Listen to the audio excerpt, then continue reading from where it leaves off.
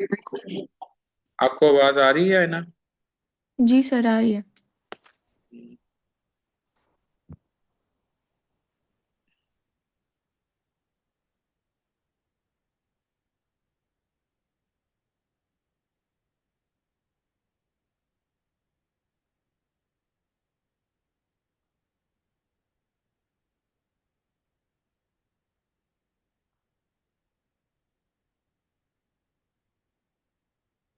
ये question number 5 हम कर रहे थे ना। अच्छा, इसमें मैं आपको मेथड ऑफ डेप्रिसिएशन बता रहा था कि 3 मेथड ऑफ डेप्रिसिएशन होते हैं। आवाज आ रही है ना आपको? जी जी सर, आ रही है। 3 मेथड ऑफ डेप्रिसिएशन है। एक स्ट्रेट लाइन मेथड होता है। Straight line method normally calculate करने का तरीका ये होता है कि cost minus residual value divided by useful life. अब जो हम्म। रेसिडुअल वैल्यू, अगर एक 20 हजार का एसेट आपने बाय किया है, तो वो पूरी लाइफ यूज होने के बाद वो कितने का बिकेगा? से वो 2000 का बिक जाएगा, तो हम 2000 उसमें से माइनस करेंगे और डिवाइडेड हम्म। बाय, हम उसकी यूजफुल लाइफ से 5 ईयर यूजफुल लाइफ है तो 5 से डिवाइड करके उसका उसकी डेप्रिसिएशन एक ईयर की निकालेंगे और हर ईयर की वही डेप्रिसिएशन चार्ज होगी। ठीक है, एक तरीका तो ये है ठीक है। स्ट्रेट लाइन मेथड का। दूसरा तरीका ये है जी। कि वो स्ट्रेट लाइन मेथड की परसेंटेज देता है। जैसे यहाँ पे उसने 5% कहा, तो हम कॉस्ट के ऊपर सीधा सीधा 5% चार्ज करेंगे और स्प्लिट कर देंगे। जिसमें प्रेमिसेस की स्प्लिट की हुई है 75% मैन्युफैक्चरिंग में, फैक्ट्री में, और 25% उसमें इनकम स्टेटमेंट में उसने किया हुआ है। ये देखें, ये ट्वेंटी फाइव जी। परसेंट ठीक है। इसी तरह हम्म। अब दूसरा मेथड है reducing balance method. Reducing balance method में हम पहले कॉस्ट में से जो अब तक की डेप्रिसिएशन आ रही होती है credit side of the trial balance की क्रेडिट साइड पे ही आ रही होती है, इसको माइनस करते हैं। तो हमारे पास रिमेनिंग वैल्यू आ जाती है प्लांट की। उसका हम 25 उसकी परसेंटेज जो उसने दी होगी वो हम अप्लाई कर देंगे उसके ऊपर, और ये सीधा सीधा फैक्ट्री को चार्ज कर देंगे। ये हो गया रिड्यूसिंग बैलेंस मेथड, कि आप पहले कॉस्ट में से पुरानी डेप्रिसिएशन चार्ज करें और पुरानी हम्म। डेप्रिसिएशन को जब आप चार्ज करते हैं तो मतलब माइनस करते हैं, तो जो अमाउंट आएगी उस पे परसेंटेज अप्लाई करते हैं। जबकि स्ट्रेट लाइन में सिर्फ कॉस्ट के ऊपर परसेंटेज अप्लाई कर देते हैं। तीसरा मेथड है रीवैल्यूएशन मेथड। रीवैल्यूएशन मेथड सिर्फ लूज टूल पे अप्लाई होता है और इसका फॉर्मूला सेम ही है जैसे आप रॉ मटेरियल कंज्यूम कब निकालते हैं, यानी आप ओपनिंग इन्वेंट्री और हम्म। Closing purchases during the year closing. और लेस क्लोजिंग। तो आपके पास जो ठीक डिफरेंस है। आ जाता है that will be your depreciation. ठीक है, और ये सिर्फ फैक्ट्री को हम्म। चार्ज होती है।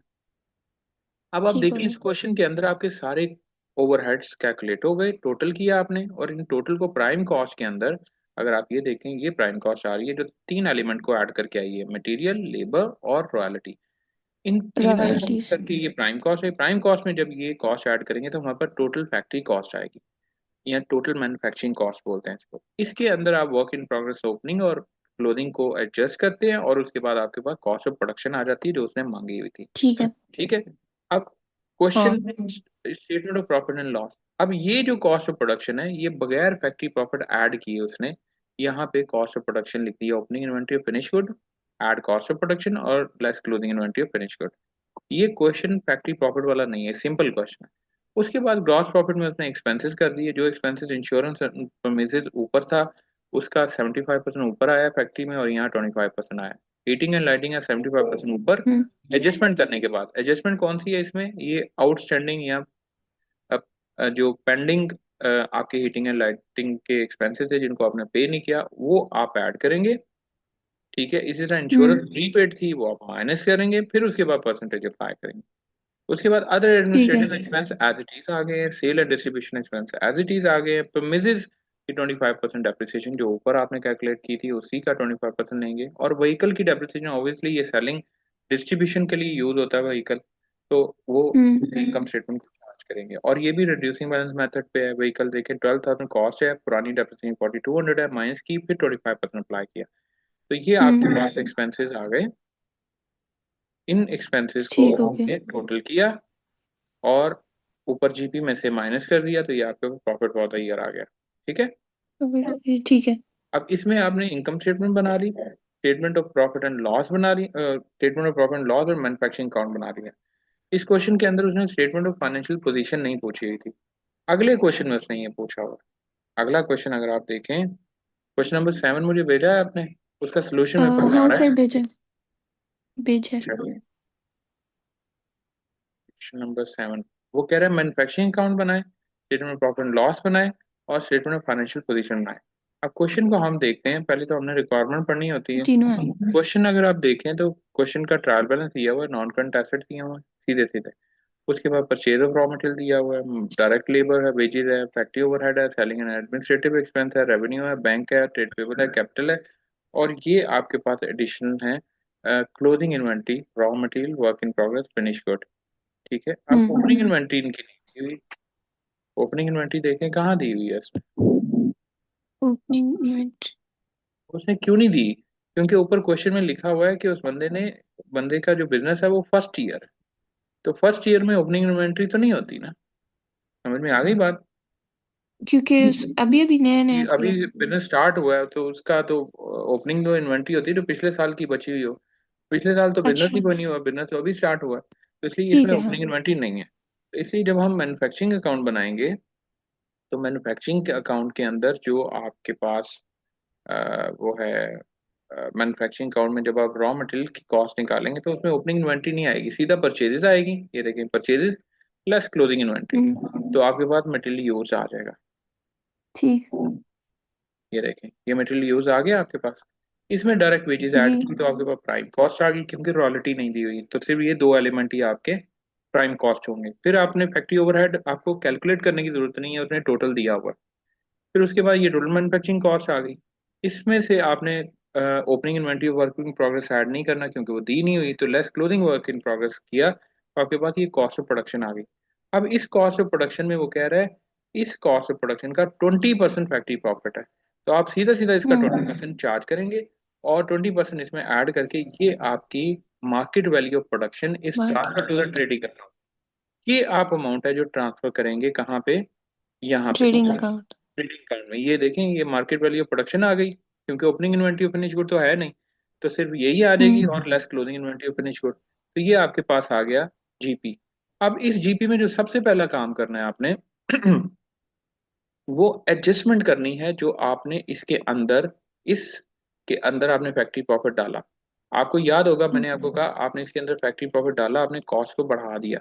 जब आपने कॉस्ट को बढ़ाया तो आपका प्रॉफिट ये रिड्यूस हो गया। तो अब आपने उतने ही वैल्यू से इसके अंदर फैक्ट्री प्रॉफिट ऐड कर देना है। यही कल बताया था ना जी। मैंने आपको। अब जब आप इसके ठीक। अंदर फैक्ट्री प्रॉफिट ऐड करेंगे, आप लिखेंगे यहाँ जीपी के साथ, जैसे ये नीचे लिखा हुआ है फैक्ट्री प्रॉफिट ऐड, तो ये फैक्ट्री प्रॉफिट आपने ऐड कर दिया। लेकिन नीचे आप देखें लिखा हुआ है less provision for unrealised profit. अब देखें कैसे है ये। अब मुझे ये बताएं, ये जो फिनिश गुड बची हैं 48, 48,000, ये इन्हीं प्रोडक्शन जी। में से बची हुई है ना। जी। ठीक। अब मुझे बताएं, जब ये इस प्रोडक्शन में से बची हुई हैं तो ये तो कॉस्ट पे नहीं है, ये तो ट्रांसफर वैल्यू हम्म। पे, यानी इसके अंदर भी फैक्ट्री का प्रॉफिट शामिल है। अब फैक्ट्री का प्रॉफिट कितना शामिल है? 20% शामिल है। इसका मतलब है ये जो 48 है ये 120% है। तो हमने हम्म। इसको 120% है ना, क्योंकि 100% तो इसमें कॉस्ट है और 20% इसमें फैक्ट्री का प्रॉफिट है, तो टोटल इसकी परसेंटेज होगी 120%। You got it? इसमें थोड़ी सी कंफ्यूजन है सर। तो अगर आप एक पिज्जा खा रही हो, ठीक है, आपने अपनी मम्मा जी। से कहा कि आज पिज्जा खाते हैं, तो आपकी मम्मा ने कहा ठीक है बेटा अब 2 पिज्जा ऑर्डर कर दो। ठीक है। जी। अब मुझे ये बताएं, जब पिज्जा आया तो आपने कहा मेरा तो एक से नहीं कुछ बना, तो मुझे आप कम से कम 50% वो दूसरे पिज्जा भी दे। तो जब आपने हम्म। 50% दूसरा पिज्जा ले लिया तो आपके पास टोटल कितना पिज्जा आ गया? कितने परसेंट पिज्जा आ गया बताओ?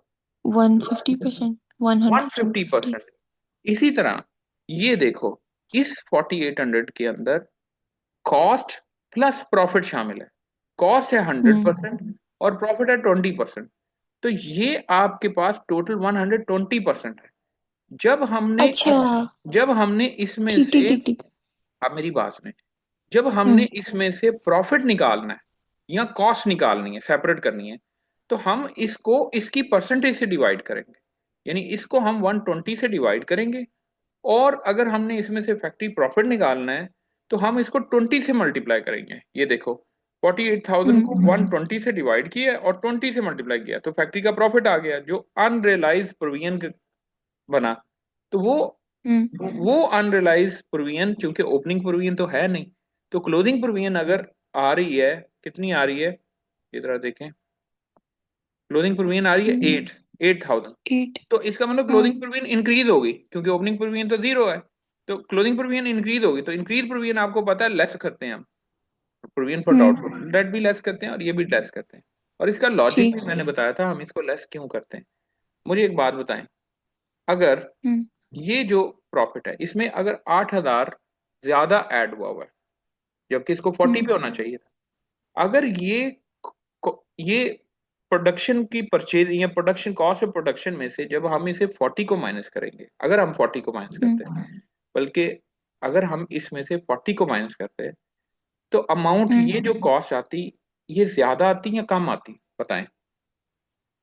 हम्म। ये ज्यादा आती, यानी कॉस्ट ऑफ प्रोडक्शन ज्यादा हो हाँ। जाती। जरा गौर से सुनो, मैंने ये कहा अगर मैं इस अमाउंट में से 40 माइनस करता तो कॉस्ट ऑफ प्रोडक्शन हम्म। ज्यादा आती। जब कॉस्ट ऑफ प्रोडक्शन ज्यादा आती तो आपके पास ये जीपी कम हो जाता। जीपी कम हम्म। होता कि नहीं होता? होता। जीपी कम हो जाता। अब अगर जीपी आपको रिड्यूस फॉर्म में चाहिए तो आप जीपी को कम करेंगे 8,000 से। अब दूसरी बात सुने, मुझे ये बताएं, अगर इसमें 40 की बजाय 48 को मैंने माइनस कर दिया, जो कि गलत किया, जो कि एक प्रैक्टिस है मैन्युफैक्चरिंग अकाउंट की, तो वो तो हमें एक हम्म। रियल प्रॉफिट नहीं दे रहा। हमने 40 की बजाय 48 को माइनस किया इसमें से। जब 40 की जगह 48 को हम्म। माइनस किया तो मेरी कॉस्ट ऑफ प्रोडक्शन रिड्यूस हो गई। हाँ। रिड्यूस हो गई। जब ये रिड्यूस जी। हुई तो प्रॉफिट बढ़ गया। तो जब प्रॉफिट बढ़ा तो फिर मुझे उसको कम करना है ना 8,000 से, इसलिए इसको माइनस हम्म। किया। ठीक है। अब इस बात को ठीक है। याद रखने का तरीका ये है कि आप इसको रिलेट कर, जिस तरह हम नॉर्मली, हमें कुछ नाम है वो याद नहीं रहते, बहुत सारे लोगों से मिलते हैं हमें उनका नाम याद नहीं रहता। फिर मुझे एक बंदा मिला, उसने कहा कि मेरा नाम जावेद है, हम्म। तो मुझे अक्सर ही नाम वो बोल जाता। तो एक दफा मुझे उसकी कॉल आई तो मुझे उसका नाम ही याद नहीं था, उसने मुझे मेरे नाम से पुकारा, लेकिन मैं थोड़ा सा हुआ हुआ था कि यार मुझे इसका नाम भी नहीं याद, एम्बेरस फील कर रहा था। तो हम्म। मैंने फिर उसके किसी जानने वाले से उसका नाम पूछा, उसने बताया इसका नाम जावेद है। अब मैंने उसका नाम जुबैद है, मैंने अपने एक रिश्तेदार के साथ उसका नाम रिलेट किया।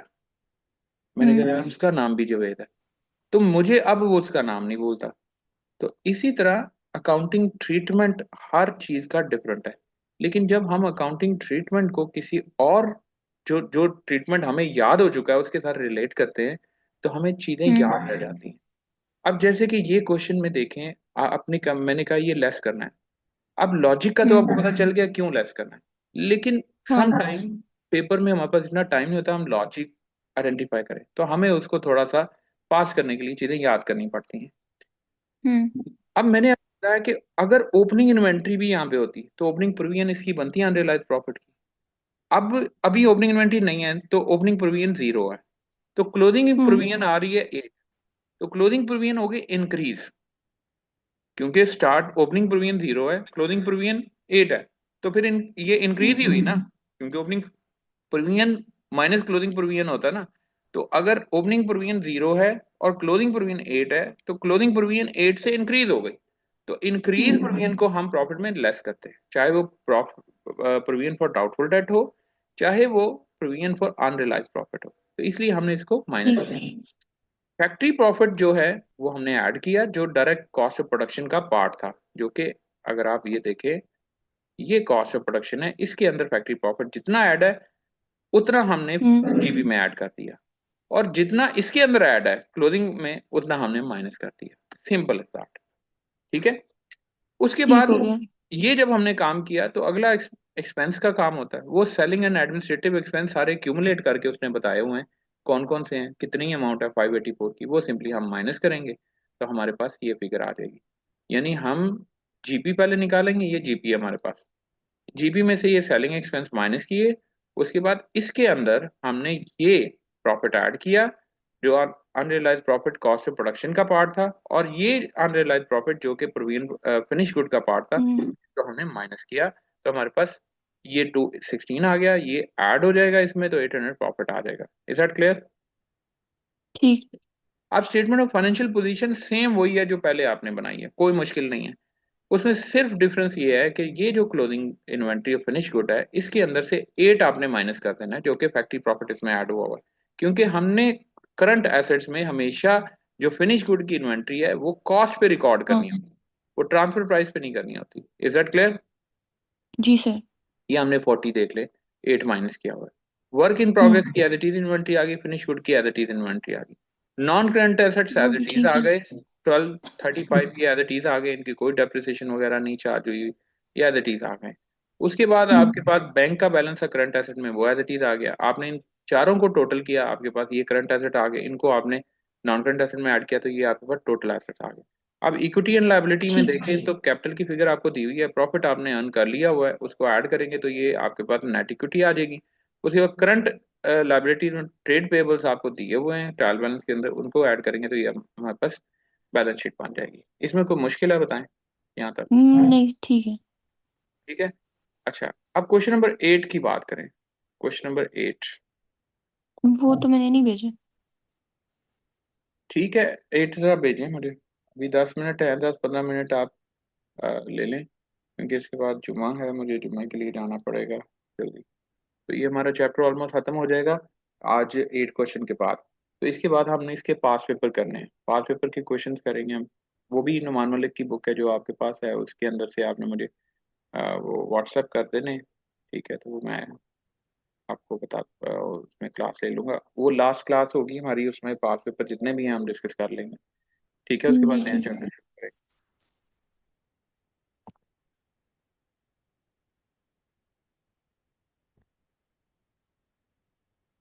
मैंने वो मैसेजेस रात को देखे थे आपके, बल्कि सुबह देखे हैं, रात को नहीं।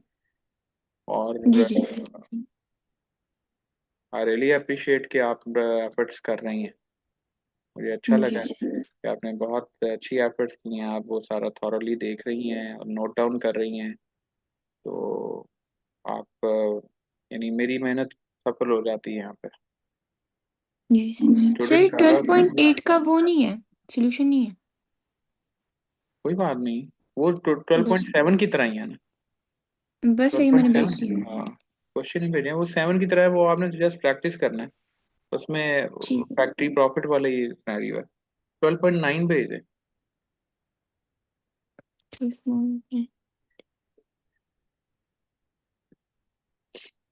12.8 आप खुद प्रैक्टिस कीजिएगा। जी ठीक। आपने सिर्फ क्वेश्चन 12.8 ही करना है, नीचे के क्वेश्चन करने की जरूरत नहीं है। ठीक है। ठीक है। 12.6 और 12.8, ये दो क्वेश्चन आपने अडेप्ट करने हैं। जी 12.6 ठीक। सिंपल क्वेश्चन है, उसमें फैक्ट्री प्रॉफिट नहीं है। 12.8 फैक्ट्री प्रॉफिट वाला है, वो आपने रखना है। ठीक है।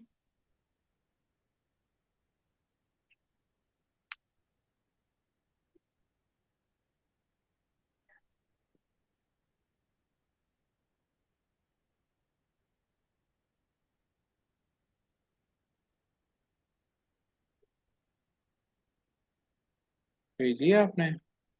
जी सर, मेरा फोन थोड़ा सा हैंग हो गया, 2 मिनट दे दें, भेज रही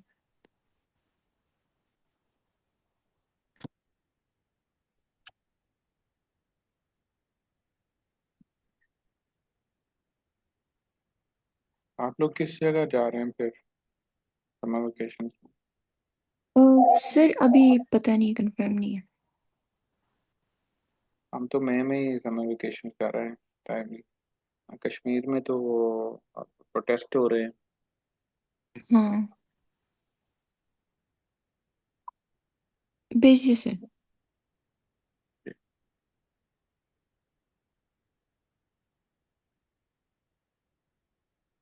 आपके भी उस वक्त टेस्ट हो रहे थे, जी सर। मेरे दो और स्टूडेंट्स के भी, उसमें फिर मेरा फायदा हो गया उस टाइम पे, उस टाइम को बड़ा अच्छे से अवेल कर लिया। जी।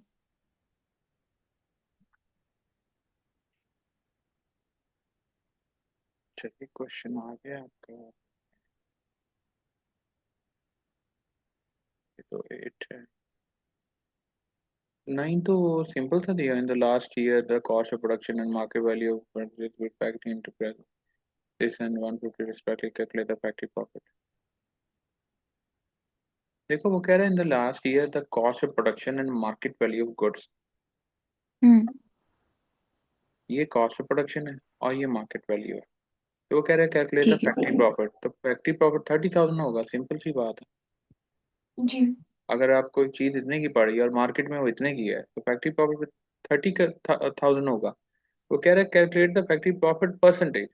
तो 30,000 डिवाइडेड बाय ये कॉस्ट मल्टीप्लाई बाय 100, तो ये परसेंटेज आ जी। जाएगा। अब वो कह रहा है फैक्ट्री प्रॉफिट की परसेंटेज निकालो in proportion to the market value, तो फिर 30,000 डिवाइडेड हम्म। बाय ये मार्केट वैल्यू मल्टीप्लाई बाय 100। ठीक है। ठीक है। मुश्किल है? नहीं, इतना मुश्किल नहीं है, सही। सिंपल है बस, तो ये तो बस वैसे ही इसने क्वेश्चन किया हुआ है, ऐसा क्वेश्चन नहीं आता होता। खैर, लेकिन अब अगला क्वेश्चन क्या है, ये चैप्टर खत्म नहीं हुआ। सर इसके बाद ये जो है। आपने घर पे 12.6 और 12.8 करना है, जो करने वाले क्वेश्चन। ठीक है। और क्या सर है? इसके बाद 12.10, 11, 12, 13, 14, 15, 16, आप 17, 12.11 18, 19, 11 20। भेजें, 12.11 का भेजें। अच्छा।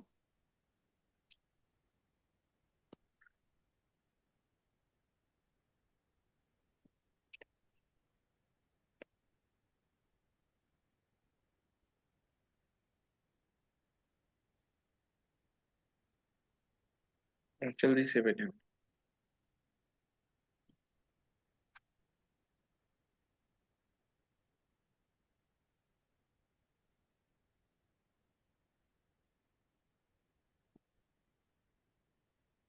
भेजिए सर।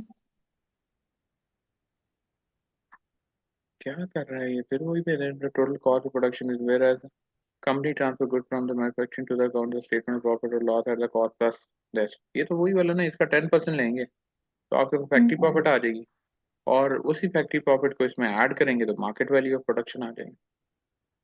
लंबे क्वेश्चन नहीं है ट्रायल ठीक है। बैलेंस वाले।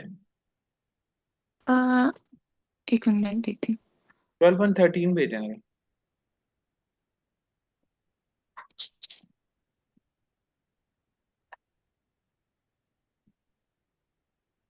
ये जो बता रहा हूँ ये कर भी लीजिएगा आप, ये जो मैंने क्वेश्चन 12.11 कराया है, 12.9 कराया है, तो ये कर हूँ। भी 6 लीजिएगा और फिर। 8 का आपने बताया।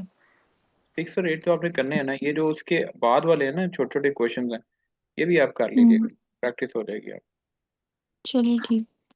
सर ये एक 12.13 में factory profit, transfer value, production और ये आ रही है, ये भेज दूँ? भेजिए।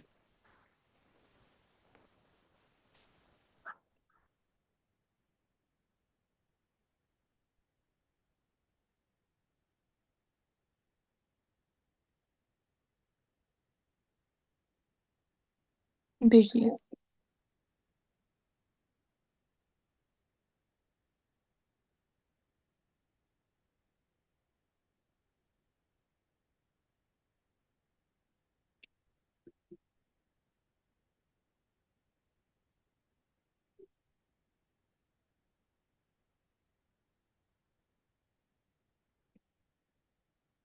ये तो 12.13 पे छोटा सा क्वेश्चन है, वही है। A company manufacturing account show the total production cost is. In contrast, the company transfer goods from a factory to the warehouse at a price that include a manufacturing profit of 25%.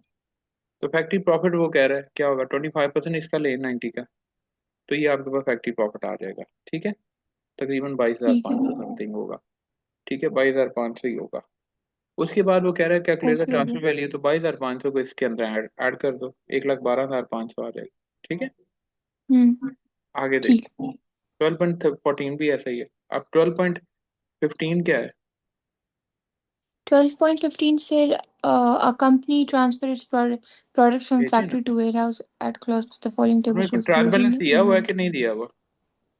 Sir नहीं, मेरे ख्याल से नहीं। कितने question है? भेज 20। एक मैं आपको भेजती हूँ, आप देख लें। 15 भेजे हैं जल्दी से। जो मैं ऑड नंबर वाले करा रहा हूँ ना, इवन नंबर वाले सेम ही है उसके। ठीक है। ठीक है सर।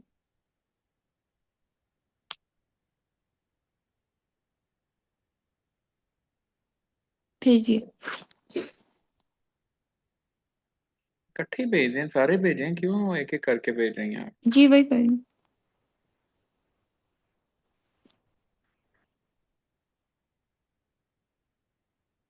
अब ये 12.15 है, वो क्या कह रहा है, calculate the provision for unrealised profit 31 दिसंबर 2007, यानी ओपनिंग प्रोविजन पोर्शन।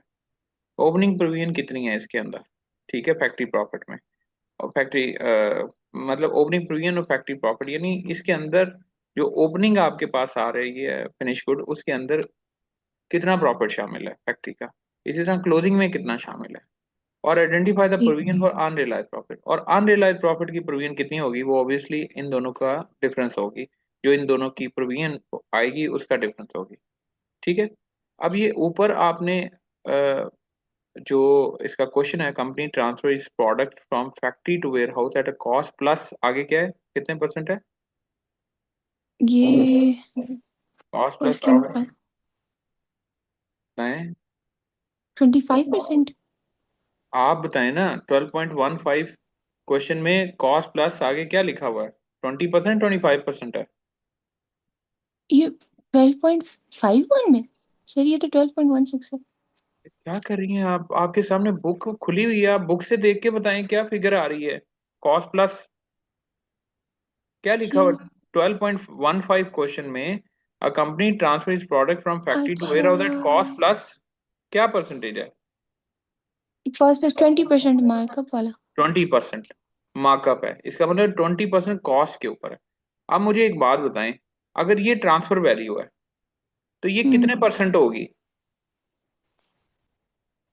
अगर ये ट्रांसफर तो ये वैल्यू कितने परसेंट होगी? 20, ये ये 20% होगी। 20%। वन हाँ। हंड्रेड ट्वेंटी परसेंट होगी ये। क्योंकि 100% तो इसके अंदर कॉस्ट है और 20% इसमें प्रॉफिट है। तो ये 60,000 वन हम्म। हंड्रेड ट्वेंटी परसेंट होगी। कितनी होगी? जैसे वो दूसरे 40% वाला जैसे हमने किया हाँ था। जी। तो ये 120% है। तो हम क्या करेंगे, हम 60,000 को डिवाइड करेंगे 120 से, और हम्म। मल्टीप्लाई कर देंगे 20 से, तो ये 10,000 आ जाएगा। तो इसके अंदर जो फैक्ट्री प्रॉफिट है वो 10,000 शामिल है। अब हम इसकी बात करते हैं, क्लोजिंग फिनिश गुड इन्वेंट्री की। तो इस क्लोजिंग फिनिश हम्म। गुड के अंदर कितनी है, हम 75,000 को डिवाइड करेंगे 120 पे, और मल्टीप्लाई करेंगे 20 पे। तो इसके अंदर 12,500 शामिल है। तो इसका मतलब है जो इंक्रीज हुई है प्रोविजन वो 2,500 से इंक्रीज हुई है। वो ये सी का आंसर होगा, प्रोविजन फॉर अनरियलाइज प्रॉफिट। तो ये हम्म। इसका आंसर होगा 2,500। Provision for unrealized profit is 2,500 which is increased only. 25%। Okay. उसके बाद और ठीक है। इसका आंसर क्या होगा, इसका आंसर 10,000 होगा और इसका आंसर 12,500 होगा। ओके। हम्म। उसके बाद वो कह रहे हैं calculate the provision for unrealised profit charge against year 2008 profit. तो इस जो चार्ज कर रहे हैं हम प्रोविजन, वो सिंपली क्या होगी, वो 2,500 होगी, और वो डिक्रीज करेंगे हम प्रॉफिट में से। इसलिए उसने कहा चार्ज कितनी होगी हम्म। Against year profit. तो प्रॉफिट के अगेंस्ट चार्ज होगी 2,500। लेकिन इसका फिर आंसर क्या होगा, identify the provision for unrealised profit to be subtracted from finish good. Finish good में से कितनी प्रोविजन, कितनी अमाउंट माइनस होगी जब हम उसे बैलेंस शीट में करंट एसेट में लिखेंगे। यानी ये जो फिगर है, ये हाँ। क्लोजिंग इन्वेंट्री, जब हम इसको बैलेंस शीट में करंट एसेट में लिखेंगे तो इसमें से हम्म। कितनी अमाउंट माइनस होगी। तो फैक्ट्री का प्रॉफिट हमने 12,500 निकाला है, वो इसमें से हम्म। माइनस हो जाएगा। समझ में आ गई बात? जी सर। यानी पहले उसने पूछा कि आपकी इसके अंदर प्रोविजन फॉर अनरियलाइज प्रॉफिट कितना है, हमने कहा इसके अंदर 10,000 है। वो कैसे निकाला, हमने इसको 120 से डिवाइड किया, 20 से मल्टीप्लाई कर दिया। इसी तरह उसने फिर हम्म। इसमें पूछा कि इसमें कितना प्रॉफिट शामिल है, हमने कहा 12,500। वो कैसे निकाला, इसको 120 से डिवाइड किया और 20 से मल्टीप्लाई कर दिया। फिर उसने ठीक है। पूछा कि जब आप इसको फिनिश गुड इन्वेंट्री को बैलेंस शीट में लिखेंगे तो वहां पे कितनी, कितना अनरियलाइज प्रॉफिट उसमें से माइनस करेंगे। तो हम कहेंगे इसमें से हम 12,500 माइनस करेंगे, तो कॉस्ट बाकी रह जाएगी। फिर वो कह रहा है कैलकुलेट द ठीक है। Provision for unrealised profit charge against the profit. यानी प्रॉफिट के अगेंस्ट आप कितनी प्रोविजन चार्ज करेंगे, वो इंक्रीज इन प्रोविजन चार्ज करेंगे जो कि 2,500 है, क्योंकि ओपनिंग प्रोविजन 10,000 थी, क्लोजिंग 12,500 है। तो आप उसमें हम्म। से 2,500 माइनस करेंगे प्रॉफिट में से। Is that clear? जी सर। लेकिन जी ये मेरी तरफ से तो चैप्टर ऑलमोस्ट खत्म हो गया। ये 12.16 सेम ऐसा ही क्वेश्चन है, यहाँ पे 25% हम्म। कह दिया उसने। तो हम ये 40,000 को डिवाइड बाय ठीक है। 125 करेंगे और मल्टीप्लाई बाय 25 करेंगे। इसी तरह हम इसको डिवाइड बाय 125 करेंगे और मल्टीप्लाई 25 करेंगे। तो इन दोनों की अमाउंट आ जाएगी, जो फैक्ट्री की प्रॉफिट की है वो इन दोनों का आंसर होगा। फिर वो कह रहा है कि ओके इस ओके। 50,000 में से कितनी अमाउंट हम माइनस करेंगे जब इसको इन्वेंट्री में लिखेंगे करंट एसेट में। तो हम इसको इसमें से अमाउंट माइनस करेंगे ऑब्वियसली 10,000, क्योंकि हम जब इसे 125 से डिवाइड करेंगे, 25 से मल्टीप्लाई करेंगे तो फैक्ट्री तो प्रॉफिट टेन 10,000। थाउजेंड आएगा। 10,000 इसमें हम्म। से माइनस करेंगे। ओके। अब ठीक है। इसमें 10,000, अब ये 40,000 है। अब 40,000 को जब डिवाइड करेंगे हम 125 से और मल्टीप्लाई करेंगे 25 से तो 8,000 आएगा। तो ये ओपनिंग प्रोविजन 8,000 है, क्लोजिंग प्रोविजन 10,000 है, तो इंक्रीज इन प्रोविजन 2,000 होगी, तो वो नीचे डी का आंसर होगा, calculate the provision charge to the, ठीक है, प्रॉफिट एंड लॉस। क्लियर। ठीक हो गया जी। अच्छा जी। अब 12.17 आप बेशक भेज दें, बल्कि ये बंद हो रही है मेरी वीडियो। ये हमारा कंप्लीट हो गया। ये सारा चैप्टर आपने ठीक है। रीप्रैक्टिस करना है, सारे क्वेश्चन आप जहाँ तक कर सकती हैं सारे रीप्रैक्टिस करें, और कल हम पास पेपर करेंगे इसके। आपने इसी तरह मुझे पिक्चर सर भेजी कल है। क्लास होगी? डेफिनेटली, क्योंकि एक छुट्टी आपने की है तो वो। वो सैटरडे वाली? नहीं अ, नहीं, सैटरडे वाली नहीं, आपकी जब आंख को प्रॉब्लम था। अच्छा मंडे वाली। अच्छा इसको हम आगे नहीं कर सकते हैं? क्या मतलब आगे क्या करना? जैसे मतलब आज अभी ये जून का मंथ है, तो इसके जुलाई के स्टार्ट में या कहीं पे इसको एडजस्ट कर पाए? अब उसको पास पेपर को। नहीं नहीं, इस क्लास को। क्योंकि वैसे भी हो सकता है जुलाई में मैं लाइक ज्यादा ना हूँ, आपको पापा ने बताया कि हम जाएंगे। नहीं वो तो ठीक है, वो तो कोई इशू नहीं है, लेकिन अ, अभी ये सैटरडे को क्लास नहीं लेना चाह रही आप? सिर्फ वीकेंड का थोड़ा सा मुझे इशू था, क्योंकि एक वीकेंड पे घंटा दे हमारे दीजिएगा। कुछ स्पोर्ट्स वो क्लब्स वो होते भी हैं, उस पे वो जानना भी था। कुछ टाइम आप बता दीजिएगा, मैं अवेलेबल हो जाऊंगा, देख लूंगा। ठीक है।